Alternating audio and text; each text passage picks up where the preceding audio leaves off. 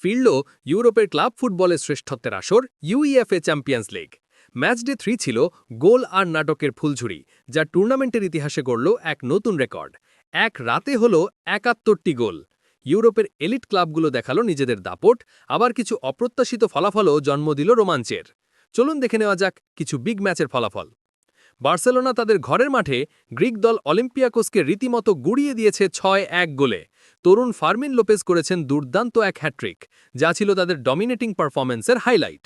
অন্যদিকে Paris Saint Germain অর্থাৎ PSG away ম্যাচে বায়ার লেভারকুসেনকে উড়িয়ে দিয়েছে ৭-২ গোলের বিশাল ব্যবধানে। এটি ছিল ডিফেন্ডিং চ্যাম্পিয়নদের পক্ষ থেকে শিরোপা ধরে রাখার এক জোরালো বার্তা। ইংলিশ ক্লাবগুলোও ছিল ফর্মে। আর্সেনাল নর্থ লন্ডনে অ্যাটলেটিকো মাদ্রিদকে হারিয়েছে ৪-০ গোলে।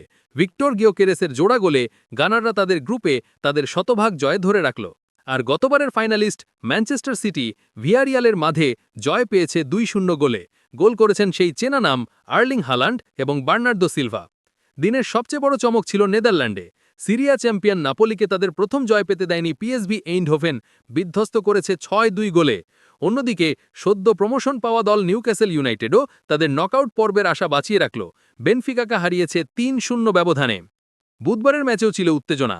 রিয়াল মাদ্রিদ ১-০ গোলে জুভেন্টাসকে হারিয়ে নিজেদের শীর্ষস্থান ধরে রেখেছে, আর বায়ার্ন মিউনিখ ক্লাব ব্রুগেজকে হারিয়েছে ৪-০ গোলে।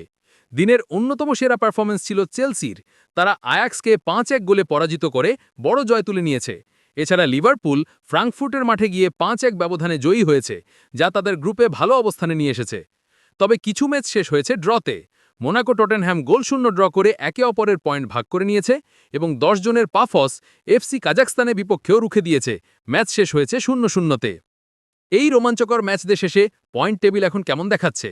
শীর্ষ ৫ দল যারা ৩টি ম্যাচে শতভাগ জয় নিয়ে এগিয়ে আছে, তারা হলো গোল পার্থক্যে একে একে PSG, Bayern Munich, inter Milan, Arsenal এবং রিয়াল মাদ্রিদ।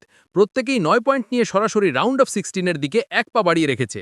তাদের পরেই ৭ পয়েন্ট নিয়ে ৬ এবং ৭ নম্বরে আছে যথাক্রমে বরুশিয়া ডর্টমুন্ড এবং ম্যানচেস্টার সিটি।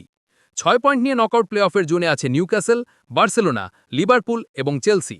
টটেনহ্যাম ৫ পয়েন্ট নিয়ে এখনও লড়ছে। তবে বিপদরেখা বেশ কয়েকটি বড় ক্লাবের জন্য ঘনিয়ে আসছে।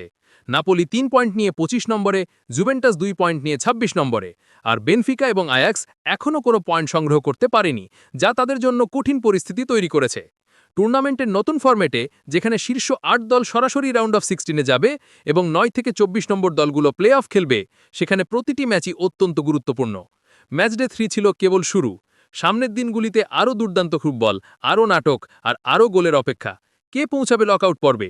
চোখ রাখুন চ্যাম্পিয়ন্স লিগে।